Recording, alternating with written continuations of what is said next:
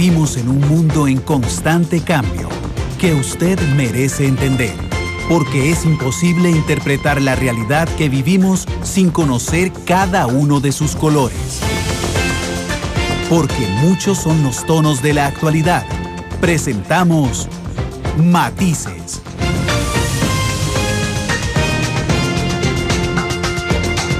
Una producción de Noticias Monumental.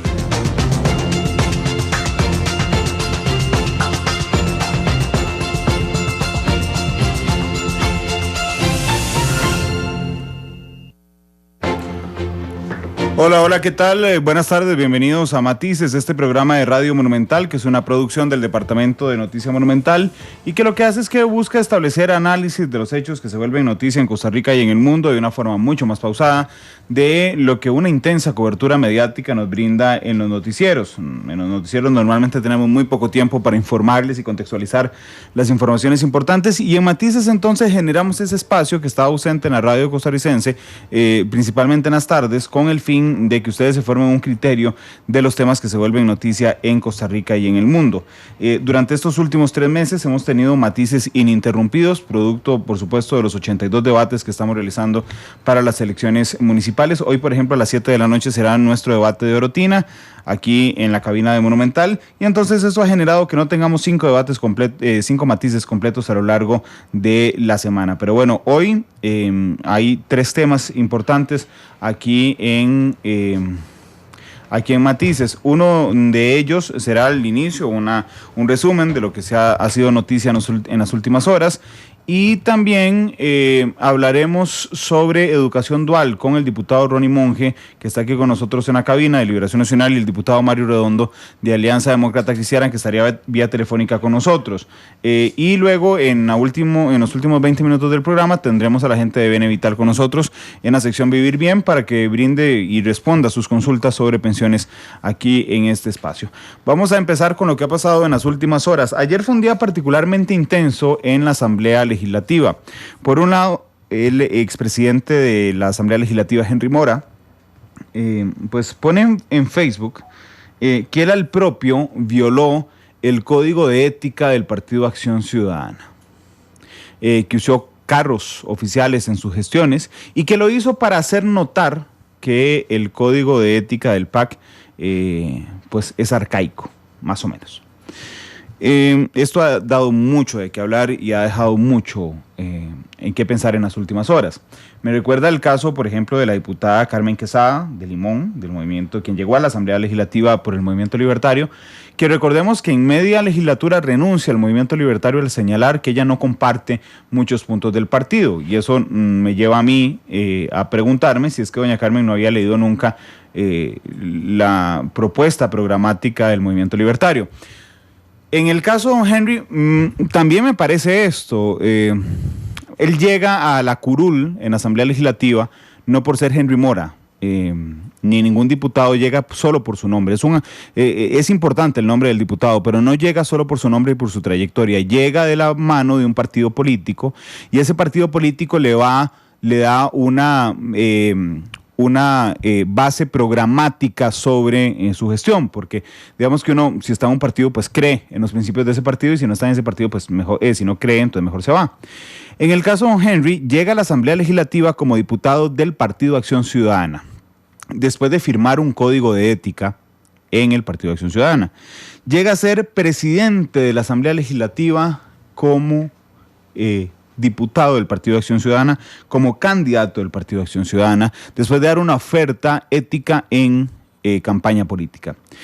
Y entonces ayer dice que él no creía, que al propio violó los principios éticos del PAC, y lo dijo después don Rolando González, lo dijo horas después, burlándose de su propia firma, inclusive. ¿Cuánto vale la firma, don Henry Mora? Que por cierto no habla mucho con los medios de comunicación. Inmediatamente después de esto que escribe muy polémico en redes sociales don Henry Mora, en Facebook particularmente, el PAC hace una conferencia de prensa. Voy a corregir, perdón, no el PAC. Una parte del PAC hace una conferencia de prensa. porque había diputados que no sabían que se iba a realizar esa conferencia de prensa. Bueno, en esa conferencia de prensa está la presidenta del Partido Acción Ciudadana, está el jefe de fracción del Partido Acción Ciudadana, y entonces los dos se enojan porque les preguntamos nosotros, los medios de comunicación, que qué opinan de lo de Henry Mora. Porque dicen, no, esta conferencia era para otra cosa, como si ellos definieran el tema que la prensa tiene que preguntarles. La respuesta de doña Margarita Bolaños la vamos a escuchar. Esta fue cuando Noticia Monumental le pregunta sobre el caso de don Henry Mora. Esta es la respuesta que da doña Margarita Bolaños. A ver, esto es un asunto de fracción. Nosotros venimos aquí con un escenario completamente distinto que es crucial para la democracia costarricense y que son las elecciones municipales. Ese es un caso interno que lo trataremos internamente. Pero caer en esa distracción me parece que invalida el objetivo de esta conferencia de prensa. Hombre, pero la distracción no la generamos nosotros, la generó don Henry Mora, precisamente. Se parece, doña Margarita, al ministro de Transportes, Carlos Zagnini, que renuncia en la mañana y en la tarde hace una conferencia de prensa donde pretende que no le pregunten de la renuncia a la mañana. Es realmente muy complicado este tema. ¿Qué fue lo que dijo don Henry Mora? Ya les voy a leer textualmente lo que él mencionó en su post.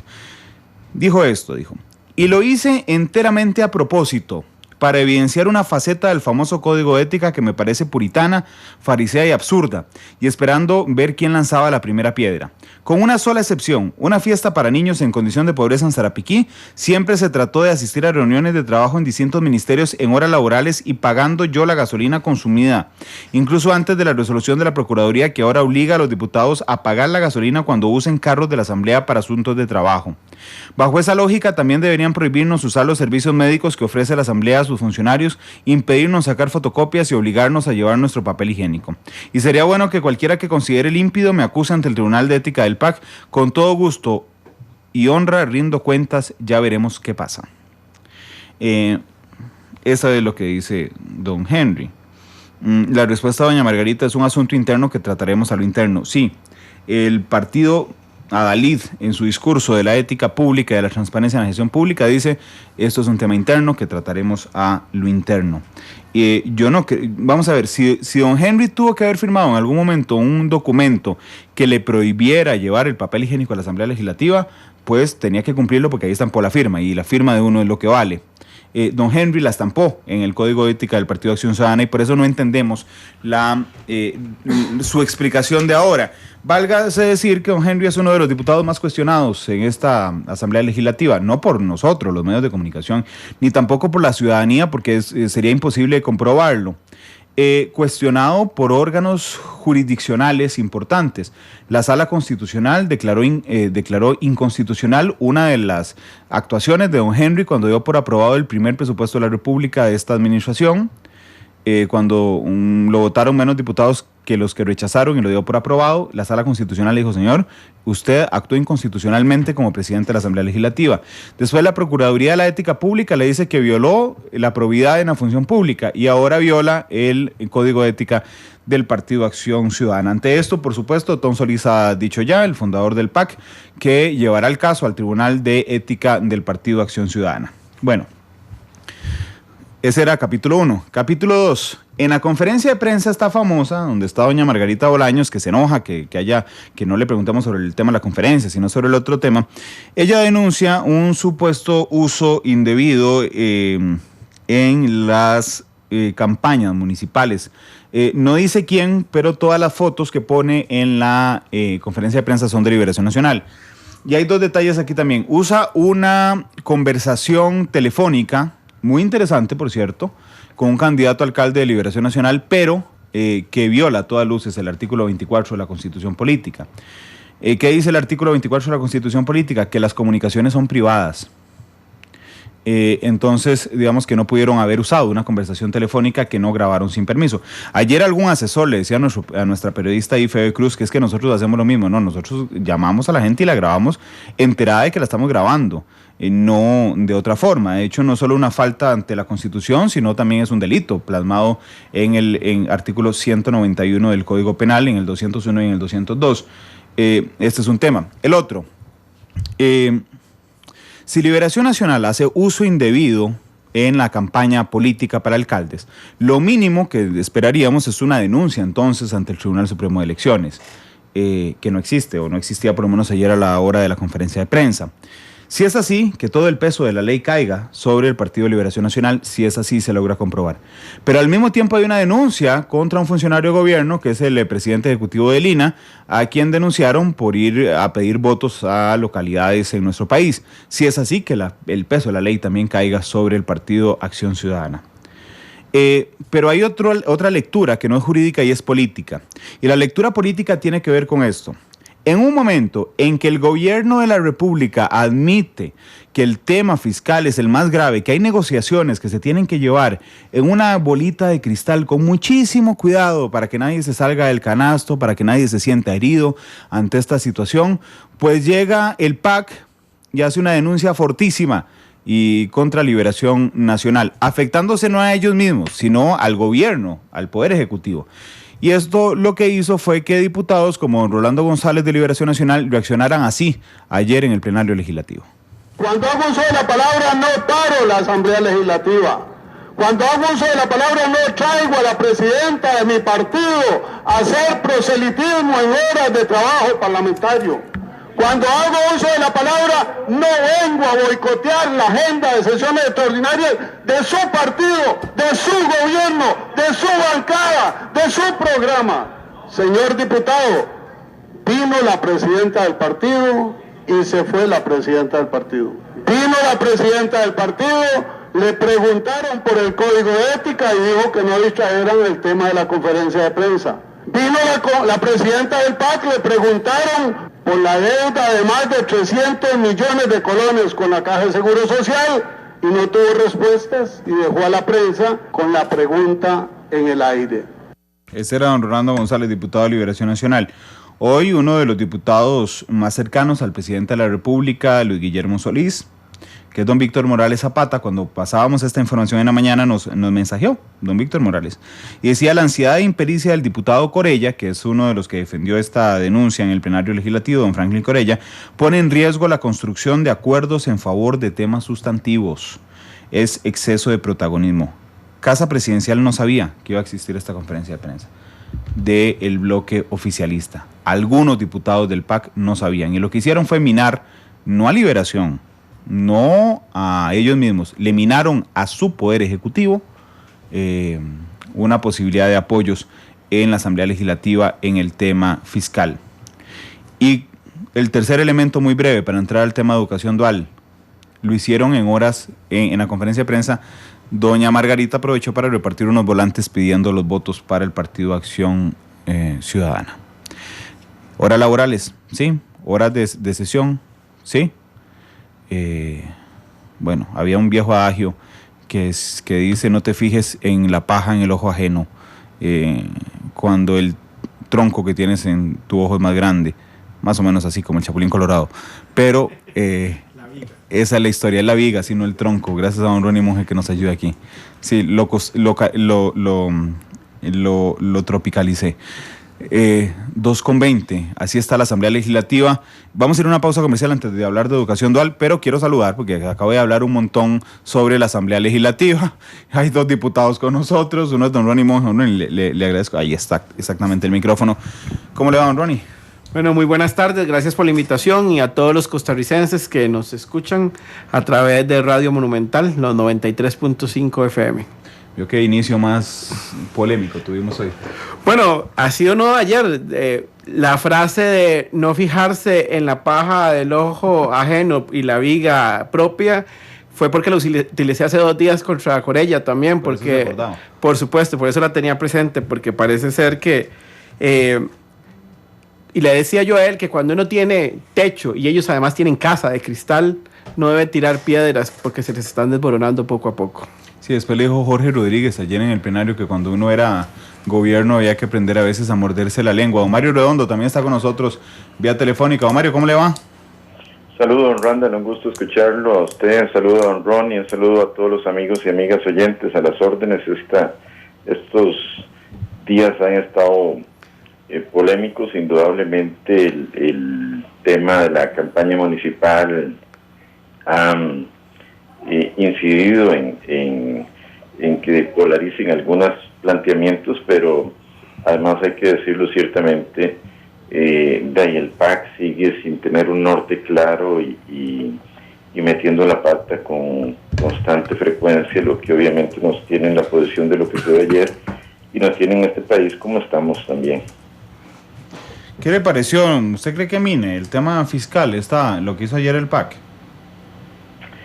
Pues el tema fiscal está por encima, me parece, de torpezas de esa naturaleza, y debería, si los partidos en la Asamblea Legislativa somos responsables, y uno desearía que así lo fuera, pues debería ser asumido con absoluta responsabilidad. Sin embargo, es evidente que esto reafirma lo que muchos hemos dicho a lo largo de este año y 8 meses, y es que el partido que por tanto tiempo aspiró a gobernar este país llegó sin ninguna claridad, sin ningún equipo y con grandes hierros que definitivamente hacen que las cosas sean más difíciles de lo que ya son de manejar. Si bien es cierto, el problema fiscal es grave, con el manejo que se ha hecho por el partido en el gobierno, definitivamente es mucho más difícil solventarlo y llegar a los acuerdos que requiere nuestro país. Don Mario, muchas gracias. Don Ronnie, vamos a la pausa comercial, regresamos para hablar de educación dual. Esteban, ¿cuánto dura la pausa? Se manda, vamos a ver, 3 minutos y medio, apenas tiempo para hacer un nuevo logo de Recope. 2:24, vamos a la pausa y regresamos.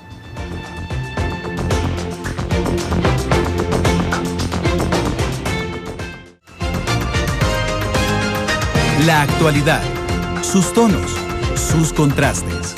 Esto es Matices.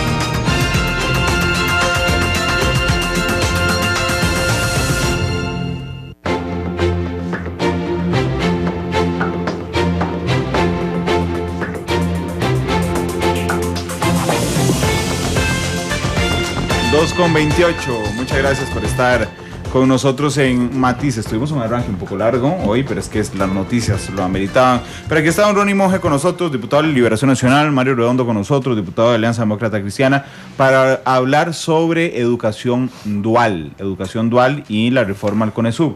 ¿Por qué, don Ronnie, por qué le interesa a usted el tema de educación dual? Cuénteme. Bueno, nuevamente buenas tardes, don Mario, buenas tardes, que no había tenido la oportunidad de saludarlo. Este es un proyecto que cuando nosotros entramos a la Asamblea Legislativa ya estaba en la corriente, era un proyecto de la administración anterior. El proponente, que fue el exministro de Trabajo y expresidente ejecutivo del INA, me habló a mí para que le diéramos continuidad a este proyecto, porque yo estaba en la Comisión de Educación, Ciencia y Tecnología. Empezamos a estudiarlo, porque en realidad el tema se las trae, no es un tema que uno pueda tratar de entender de una manera simplista como han tratado algunas personas, de que esto es una categoría de la educación técnica. En realidad la educación dual es una modalidad nueva de formación y educación de nuevos costarricenses que hasta el día de hoy no hemos tenido. Ha habido algún tipo de procesos incipientes, de planes piloto, pero no existe educación dual tal cual. Hay gente que ha creído que lo que tienen, por ejemplo, los muchachos en los colegios técnicos profesionales, pueden verlo como educación dual. Inclusive vi y escuché en la comisión al encargado de los colegios técnicos del MEP decir que ellos hacían educación dual. Y cuando uno estudia profundamente lo que es la educación dual, claramente se da cuenta que aquí en los colegios técnicos no dan educación dual. Y me interesa porque además creo que es una alternativa para generar oportunidades a la población costarricense joven que es excluida del sistema educativo formal. De cada 100 muchachos que entran a primer grado, solo 39.6 salen de bachillerato.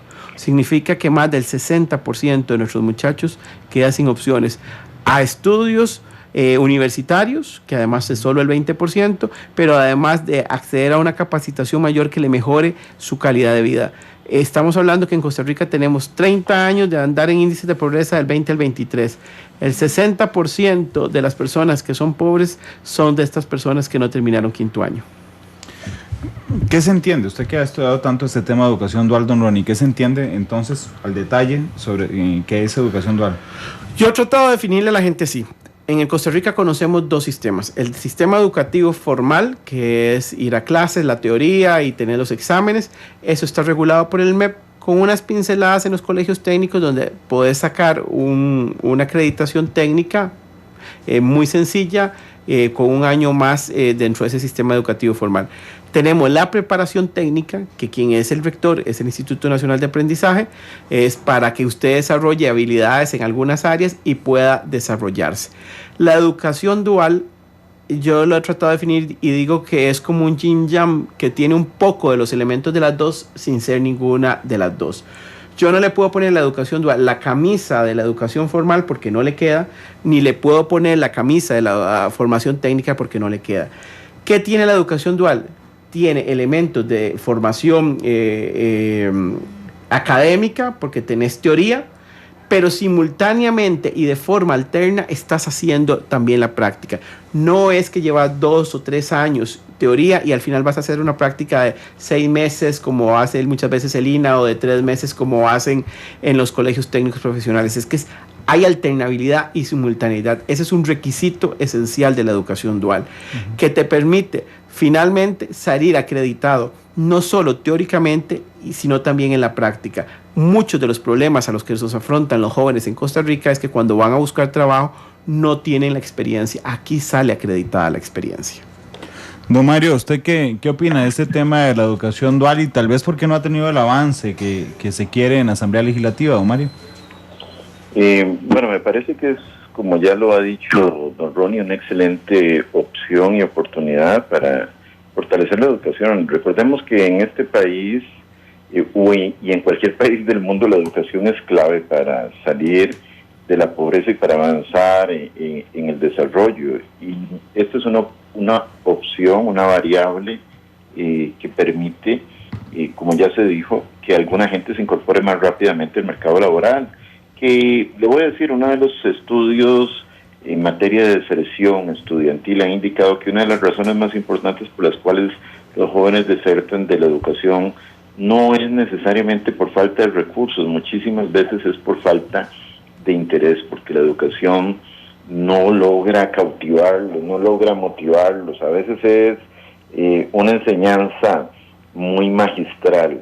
Esto le da una oportunidad a algunos jóvenes, particularmente aquellos que no quieren llevar una carrera completa, y el mercado laboral y la vida es así, o sea, no todo el mundo quiere ser doctor, alguna gente quiere ser técnico, y hoy en día más bien en el mercado laboral y en el mundo los técnicos especializados cada día van tomando mucho mayor auge y son mucho más necesarios, incluso tienen en muchas oportunidades mejores salarios que otro tipo de profesionales de otro tipo de actividades. Entonces es una forma de contribuir a la formación de técnicos especializados con una ventaja. El Estado, por más que invierta en su educación, por los mismos sistemas de contratación, no puede tener en los colegios técnicos todo el equipo actualizado y de última generación que a veces sí está en las empresas. Entonces los muchachos a veces en los colegios técnicos se forman con equipo que a la hora de salir a trabajar ya está superado, está rezagado.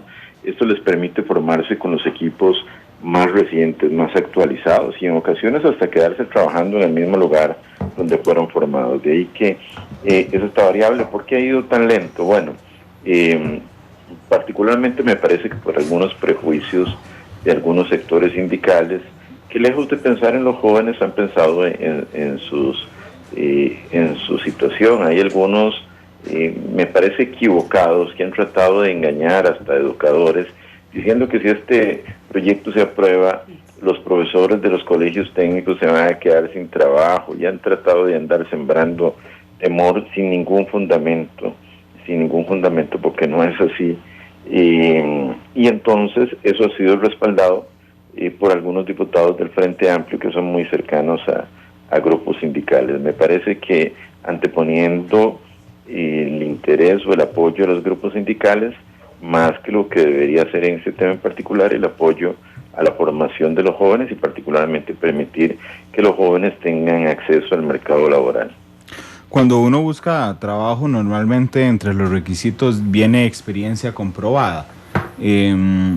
Lo que está intentando el proyecto Educación Dual, don Ronnie, de alguna forma es eliminar este filtro de la gente que no tiene experiencia para que la gente que recién sale de estudio pues ya tenga la experiencia comprobada de una vez inmediatamente.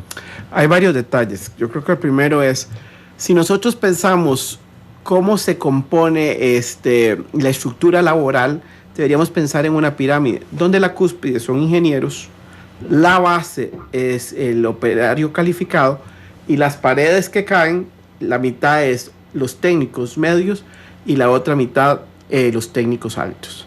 El problema es que nosotros en Costa Rica es un martillo.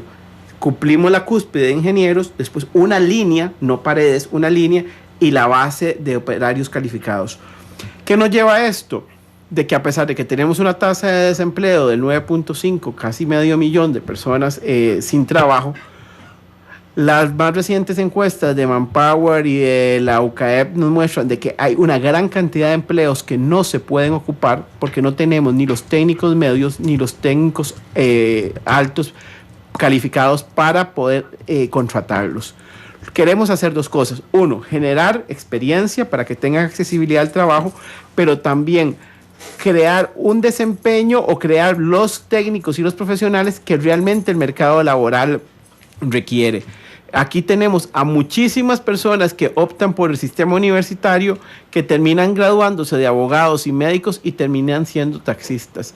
Nosotros lo que estamos haciendo con educación dual básicamente es decir, y darle que la gente tome una decisión informada. ¿Qué quiero decir con esto? La gente sabrá dónde hay oportunidades de empleo como técnicos. Si usted finalmente decide hacer otra cosa y después quedarse dentro de la rama de desempleo porque son ramas saturadas, eso es una decisión personal, pero la decisión fue informada. Que el país le diga a nuestra juventud dónde se están abriendo las opciones de empleo y qué tan bien remuneradas son. Porque entre nosotros podamos preparar más a nuestros técnicos, mejor también va a ser el ingreso que van a tener. Don Mario, ahora bien, ¿cuál es el argumento de algunos sindicatos para oponerse al plan? Digo, no son los sindicatos, es el Frente Amplio cercano a los sindicatos. Bueno, aquí se ha hecho un esfuerzo importante y yo quiero reconocer en los compañeros don Ronnie Monge y don Javier Cambronero, quienes estuvieron en la subcomisión que trabajó esto, así como por don William Alvarado de afuera y después otros compañeros más, pero particularmente por ellos dos, por buscar un acercamiento con el Frente Amplio, por tratar de ajustar algunos de los contenidos del proyecto a las observaciones que ellos tenían. Inicialmente el Frente Amplio pidió que esto no se le aplicara a los colegios incluso la misma ministra de Educación se hizo a un lado de este tema, algo con lo que nosotros no coincidimos, por lo menos algunos de los diputados. Sin embargo, don Ron y otros compañeros los favorecieron con su voto en esa moción, a efecto de acercar posiciones con el Frente Amplio. No obstante, esos esfuerzos por aprobar algunas cosas que estaba viniendo el Frente Amplio no han servido para que ellos permitan avanzar el proyecto, sino que han seguido presentando mociones y hablando. Previamente lo que le están criticando ahora a don Otto Guevara, que hace con el proyecto de fraude fiscal, lo hace el Frente Amplio con el proyecto de educación dual. Han estado posponiendo la discusión. Repito, en el alegato inicialmente era que esto podía perjudicar a los profesores de los colegios técnicos. Se quitó cualquier relación con los colegios técnicos y se dieron garantías de que no iba a perjudicar de esa manera. Entonces empezaron a decir que quiere un mecanismo para darle mano de obra barata a las empresas me parece más que un prejuicio de orden ideológico que otra cosa. Lo cierto es que nadie obliga a nadie a trabajar con alguien en este país, y el esquema garantiza durante todo el proceso de la posibilidad de que la persona vaya recibiendo una remuneración que se hace más progresiva, no a título de empleado, porque si no, no tendría atractivo para ninguna empresa, sino sacándolo de la relación laboral a una relación más de tutoría, pero ellos no sé, me parece que más por el prejuicio ideológico que por otra cosa, se están oponiendo a pesar de las muestras de buena fe que han venido realizando los miembros de la comisión para acercar posiciones con ellos. Sí, a mí me parece muy importante destacar algo de lo que acaba de citar don Mario, que ellos hablan de mano de obra barata y están confundidos y confundiendo. Primero, porque aquí lo que hay es un contrato de estudios. Una persona se acerca a una institución educativa, que puede ser en este caso, por como está estipulada en este momento el texto sustitutivo aprobado, el Instituto Nacional de Aprendizaje, universidades públicas o privadas, colegios preuniversitarios, colegios profesionales, instituciones que se acrediten para dar educación dual. Se inscriben, la institución busca una empresa donde puedan realizar la práctica, la parte práctica, pero también están yendo a las clases. ¿Cómo pueden pretender ellos decir que esto es un contrato laboral cuando para que haya contrato laboral hay que cumplir horario, tener una sujeción de mando, y los muchachos van a estar a veces semanas en clases, no están yendo a trabajar porque no es un contrato de trabajo, es de estudios? Y esto yo lo he querido, para manera de clarificar, decirle que es algo similar a lo que pasa con los estudiantes de medicina cuando hacen el internado. Están prácticamente haciendo su práctica dentro de un hospital, pero no son trabajadores del hospital, siguen bajo la sujeción y el mando del ente educativo. Y entonces, yo no entiendo en qué momento los compañeros del Frente Amplio, bueno, sí lo entiendo porque están haciendo una oposición férrea y no quieren que el proyecto pase finalmente, empezaron a confundir y a decir que aquí estábamos hablando de un contrato laboral y que lo que queríamos era mano de obra barata. Y lo que no han entendido es que, por ejemplo, en el plan piloto que hizo el INA con Reserva Conchal, más del 60% de los muchachos que estudiaron ahí se quedaron trabajando. Algunos no se quedaron trabajando, pero fueron a sacar siguieron estudiando, y otros se movilizaron a zonas más cercanas de donde vivían y consiguieron trabajo. Estamos hablando de un proyecto que en el mundo más del 60% de las personas que hacen educación dual se quedan trabajando en las empresas que desarrollan el estudio. Es interesante porque el médico Frank Álvarez nos estaba justamente recordando en Twitter. Dice don Frank, cuando un médico hace la especialidad dura 4 años y en esos años se trabaja y a la vez se estudia. Educación dual es simple. Dice, Adolfo les pregunta a los dos, ¿dónde van a hacer esa práctica esos estudiantes si la tasa de desempleo es superior al 10%? Esa es la consulta que tiene Adolfo esta tarde, don Ronnie. Bueno, yo hace unos minutos lo dije, a pesar de que tenemos un 9.5 de desempleo, los últimos estudios demuestran de que hay un gran porcentaje de empresas que no pueden contratar porque no hay personas calificadas para contratarlas. Esto es un modo voluntario que irá creciendo poco a poco, que es algo que también hay que crear en el imaginario del costarricense, que esto no va a ser masivo, porque hay que buscar las empresas que estén dispuestas a ir recibiendo. Y obviamente en una sociedad tan conservadora como la nuestra, algunas iniciarán el proceso y otras irán, como decimos en el argot ciclístico, chupando rueda para ver cómo van avanzando. Los costarricenses somos muy apegados a aquella famosa frase que venía de León de esperar a que se aclaren los nublados del día. Las empresas, hay algunas que quieren entrar porque tienen esa necesidad de contratar y que no tienen la mano de obra calificada, y estas serán las primeras. Cuando el proceso empiece a dar los frutos que nosotros estamos seguros que se dará igual que en otras partes del mundo, estoy convencido que muchas empresas que empiezan a crecer empezarán a buscar y serán receptoras de estos estudiantes. Igual, don Mario, yo no le veo nada malo es decir, si este sistema también beneficia a las empresas, no solo preparando gente para posteriormente contratarlas, sino ayudándolas a ser más productivas, digamos, en una situación de simbiosis, es interesante porque finalmente la empresa privada es el motor de la economía nacional, don Mario. Sí, efectivamente, precisamente por eso le digo que la oposición se debe más que todo a un prejuicio psicológico. Ideológico, perdón, corrijo. Bueno, que dicha que hizo la aclaración. Sí, perdón. Aunque debe haber de los dos, le cuento, pero porque hay temas, ahora hablábamos de algunos al inicio del programa que uno se podría confundir también, pero bueno, adelante, don Mario. Sí, lo digo por una circunstancia. Vamos a ver, hay algo que algunos no han querido comprender en este país. Uno es que el Estado no tiene una capacidad infinita para absorber el empleo. O sea, nosotros no podemos aspirar a que todos los costarricenses seamos empleados públicos.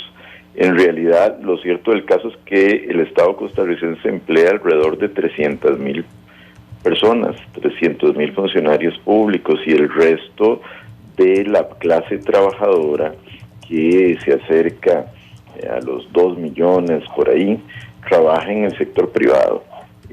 Algunos en el sector informal, se ha dicho alrededor de 300,000 o más por ahí, y otros en el sector formal, tal vez bajo las cifras, póngale 1.200.000 en el sector privado formal. Obviamente, si esas son las condiciones, nosotros tenemos que buscar alianzas con el sector privado. Es que aquí existe una mentalidad como de que todo tiene que ser centralizado como un Estado único y todos son empleados del Estado y el Estado es el dueño de todo. Y desde esa perspectiva, pues obviamente no se concibe lo que es natural y lógico. Es más, no solo natural y lógico, lo que está ya previsto en nuestra Constitución política, que es de la necesaria coordinación con los actores privados para generar la más justa distribución de la riqueza, y eso pasa porque el sector privado, que es la libertad de empresa, requiere de los apoyos necesarios. Este país no puede salir adelante solo con sindicatos o empleados públicos, muchos muy importantes. Este país tiene que salir adelante facilitándole a la empresa privada generar los puestos de trabajo y la riqueza necesaria para que toda la gente que no puede ser empleada del sector público que pueda encontrar fuentes de empleo, pueda recibir un salario, pueda salir de la pobreza, y incluso para que los que trabajan en el sector público puedan recibir, o que el Estado pueda recibir, impuestos que se generan o que se obtienen a partir de la generación de riqueza para poder sostener y pagar los salarios de los empleados públicos. Ahí existe una visión en el sentido de que todo lo que viene del sector privado, desde esa visión ideológica, es malo, y entonces es malo que el sistema educativo se vincule con el sector privado, y a partir de eso se satanizan figuras como esta que, como usted ya lo ha dicho y como lo ha dicho don Ronnie, lo que busca es propiciar la oportunidad de que la gente se eduque, se forme, que adquiera un oficio. ¿Qué hay de malo en que la gente adquiera un oficio? Yo no veo el problema ni veo por qué haber puesto tantísimos obstáculos a un planteamiento que lo que busca es propiciar que jóvenes que hoy no pueden estudiar tengan acceso a un oficio. Sí, de hecho, Marco Vinicio me lo recuerda en Twitter a esta hora. Dice, si el sector servicios es quien está generando más ingresos al país, pues hay que darle las herramientas para que siga así. Y esto justamente, don Mario y don Ronnie, me recuerda el estudio que presentó el Banco Central la semana anterior, ¿verdad? En el sentido de cómo la economía costarricense se ha reconvertido. Hace 20 años, éramos una economía que estaba sostenida prácticamente de la agricultura, del comercio de bienes. Bienes es el comercio de cosas, se vendían cosas aquí. Pero desde ahora, más bien 20 años después, el 40% de esa economía no son cosas, son servicios que se brindan. Es decir, nos convertimos como economía, ahora somos una economía justamente de servicios. Este tema es interesante porque entonces es a las empresas que están generando justamente el motor de la economía nacional, donde está el 80% de la población económicamente activa del país participando, Mario. Sí, efectivamente, eso contradice completamente lo que es la realidad económica de este y de cualquier país. Mire, es que parece que se cayó el muro de Berlín, se cayó la Unión Soviética y se han caído cualquier cantidad de regímenes comunistas, pero parece que a algunos no se les ha caído todavía en su estructura mental esta realidad, y es que una sociedad y una economía para generar oportunidades de desarrollo y de empleo requiere del sector privado, requiere un acompañamiento. Ahí es donde uno ve la tristeza. Vea, estas semanas lamentablemente uno ha visto gente atacando el sector privado, acusándolos ahora algunos hasta de terroristas o vinculados al lavado de dinero, satanizando el sector privado. Y eso es muy peligroso, porque esas son las corrientes de pensamiento en las que no podemos caer. Aquí tenemos que ser muy claros. La forma de que este país salga adelante es mediante la acción concertada entre tanto el Estado y el sector privado, que son todos los demás. Y en ese particular definitivamente no se puede satanizar la iniciativa privada, porque lo que caemos es en un estatismo inconveniente. El Estado por sí solo no genera riqueza, por el contrario, el Estado absorbe riqueza, y alguien tiene que generar riqueza, porque eso que llamamos generar riqueza es lo que permite que la gente tenga salario. Dice el Estado de la Nación recientemente que la forma más efectiva y la necesaria para que la gente salga de la pobreza es accediendo al trabajo. Ahora, ¿a dónde va a trabajar la gente? En el sector público ya no se puede. Tenemos cerca de 300,000 empleados y tenemos un déficit fiscal enorme. Entonces, si no puede emplearse en el sector público, ¿a dónde tendrá que emplearse? En el sector privado. Si al sector privado no se le dan las condiciones para generar empleo, sea de todo tipo, obviamente la gente es la que va a pagar las consecuencias, porque no va a poder obtener un salario. El Estado no tendrá recursos suficientes para mantener a toda la población. Eso tan simple de entender, lamentablemente parece que para algunos es materia complicada. Don Ronnie. Decía el fundador de nuestro partido, don Pepe Figueres, que si uno no genera riqueza, lo único que va a tener por distribuir es pobreza. Y a nosotros nos toca, como clase política, generar las oportunidades para que quienes les toca la generación de riqueza la generen. El Estado, como lo concebimos hoy en día, los socialdemócratas, es un Estado fuerte, pero más que productor, como se quiso en los años 70, o empresario, es un Estado que es regulador, que lo que hace es generar las oportunidades para que quienes están en el sector privado se desarrollen, generen riqueza, y esa misma riqueza viene en un círculo que va generando empleo. El empleo que genera las empresas privadas con las facilidades que tiene que darle el Estado para que puedan desarrollarse, vendrá en beneficio de los que menos tienen. Y aquí me parece que es algo muy importante de analizar. Por muchos años, volviendo al tema de la pobreza, hemos visto cómo se invierten más recursos en los programas sociales y sin embargo no hay impacto. Y yo creo que aquí es importante destacar algo.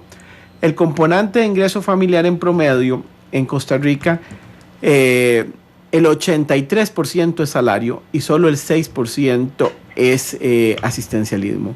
Uh-huh. Con un 6% de asistencialismo, a pesar de que hay tantos recursos, no se saca a la gente de la pobreza. Lo que hace es ser un paliativo o sostener a los que menos tienen para que puedan mejorarle un poquito sus condiciones de vida. Definitivamente, la única forma que nosotros podemos ayudar a que la gente salga de la pobreza es generándole trabajos mejor remunerados.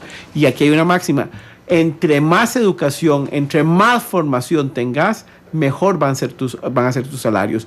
¿Qué es lo que pasa? Hay muchísimas de estas personas que están en pobreza que no tienen ningún estudio, no están certificados en ningún oficio, y entonces son lo que llamamos mano de obra no calificada, que es la que menos ingresos tiene.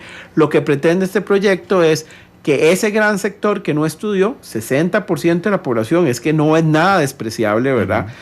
podamos darle acceso a que se prepare en un área determinada y pueda accesar a un trabajo más estable y además mejor remunerado. Inclusive los datos del Estado de la Nación nos dicen que la pobreza se mueve muy fuertemente en masas, ¿verdad?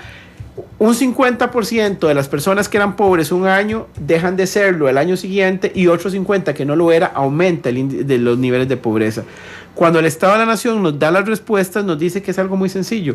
La masa que se movió y dejó la pobreza fue gente que consiguió trabajo y que no la tenía. Y los que se devolvieron es gente que tenía trabajo y que lo perdieron.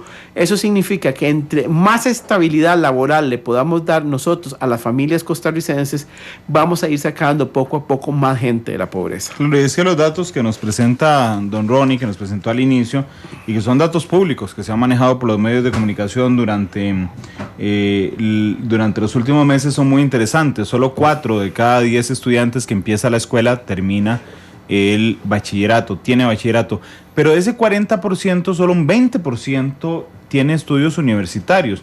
Cuando nosotros hacemos los debates municipales aquí en Monumental, siempre nos fijamos en los índices de cada cantón, ¿verdad? Y uno de ellos es los estudios universitarios. Y justamente conforme más nos acercamos al centro del país, el índice de universitarios en un cantón es más alto que los cantones alejados del país. Esto nos permite ver cómo en el centro del país están agrupados las personas con estudios universitarios, y conforme nos acercamos a las costas van perdiéndolo. Y es que hace, don Ronnie, 20 años, yo recuerdo que algunos papás le decían a sus hijos, con que me saque el 9º, ¿verdad? Después fue con que me saque, bueno, antes era con que me saque la escuela. El sexto. Sí, el sexto. Después con que me saque el 9º. Después era con que me saque el bachillerato.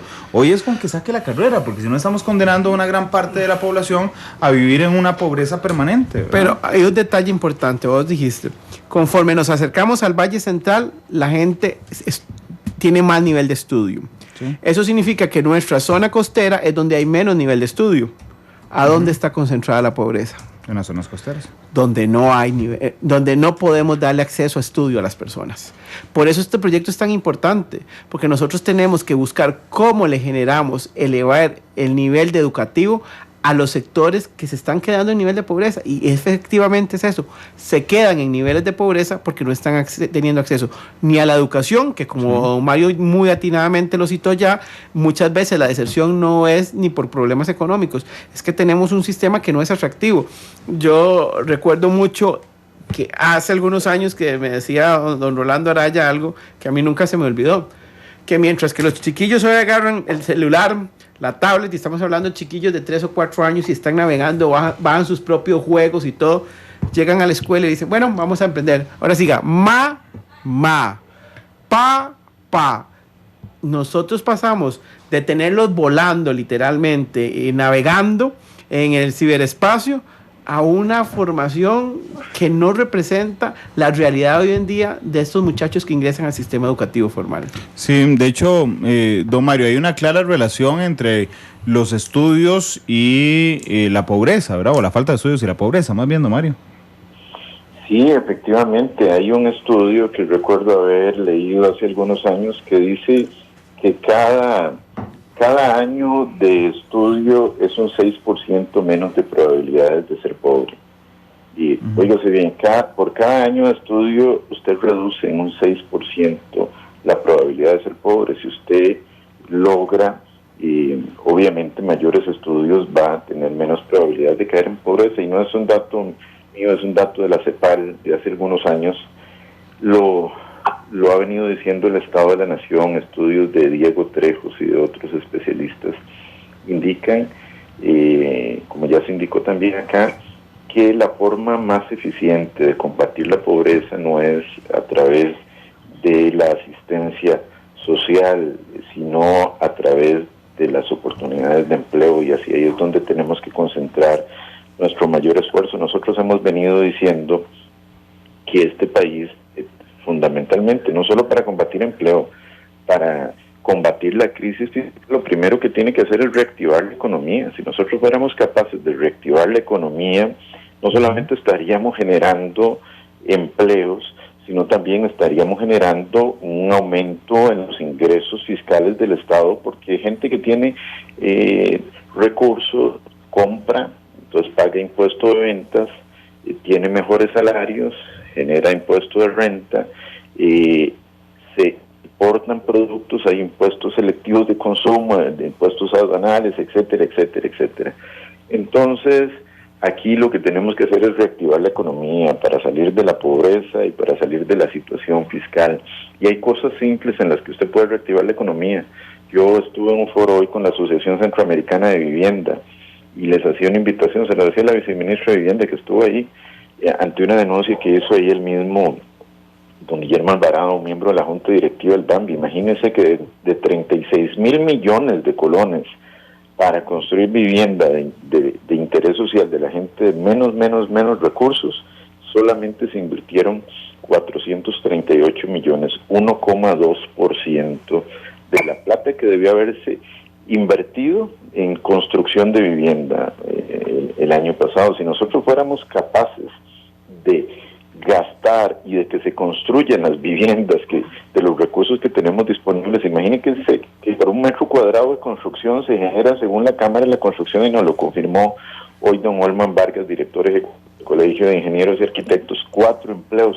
Por un metro de construcción en vivienda se generan 4 empleos, desde la señora que llega a vender empanadas hasta el que hace tubería, cable eléctrico, láminas de zinc, el pintor, todo lo que tiene que ver con eso. No solo le ayudamos a la gente a tener casita, ayudamos a generar empleo y fortalecemos nuestra economía y nuestra situación fiscal. De ahí que aquí no hay que inventar el agua tibia.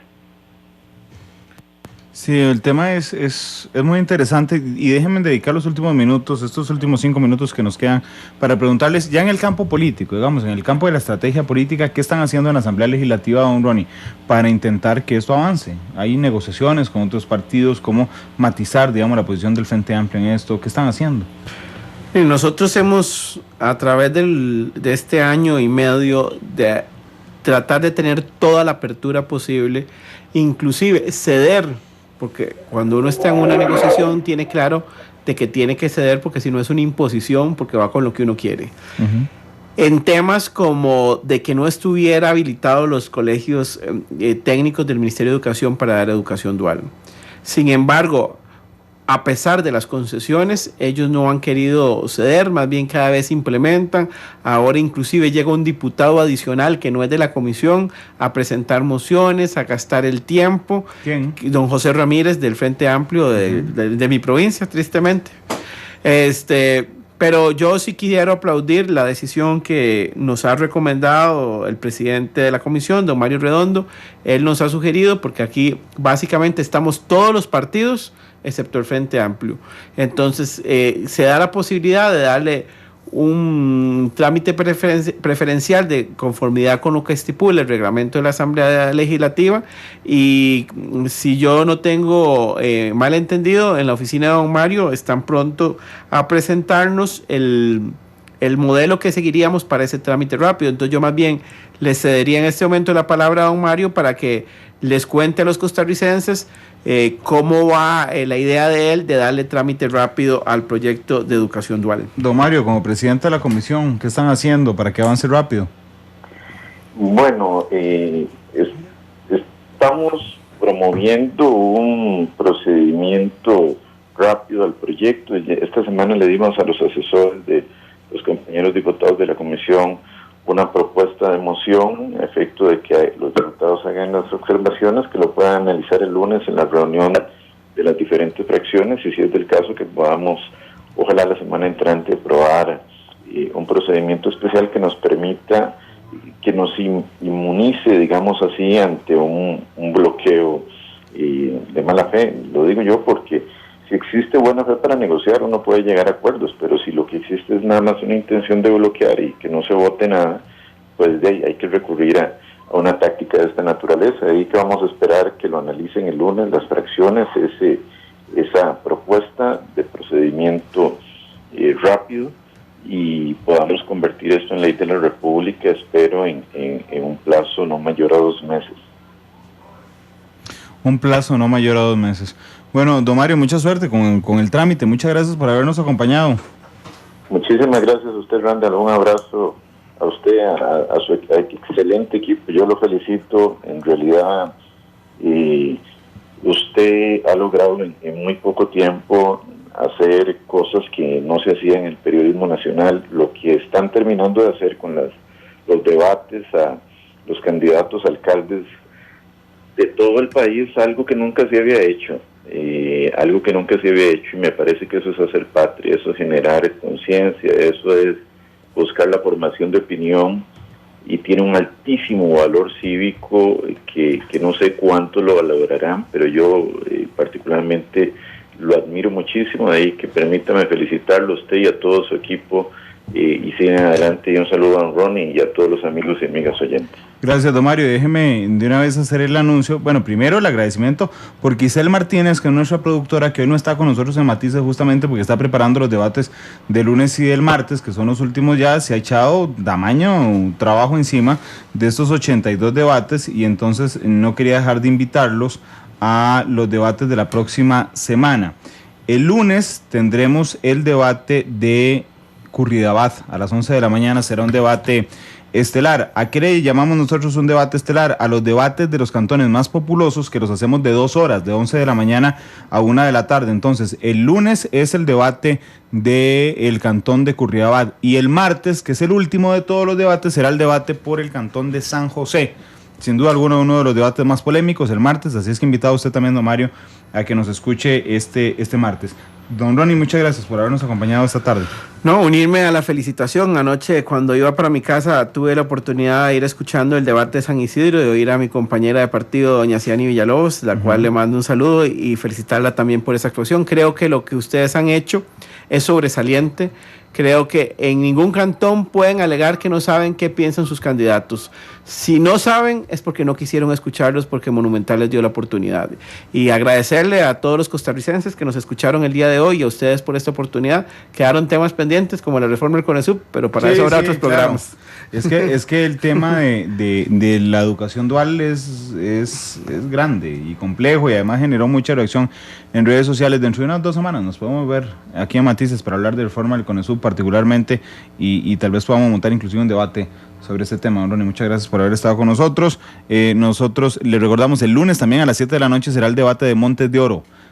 Así es que bueno, la otra semana invitados. Vamos a la pausa comercial. Regresamos con la gente de Benevital, que lo que va a hacer es responderle a ustedes durante 15 minutos las consultas que tengan sobre pensiones. 3:08, vamos a la pausa y volvemos.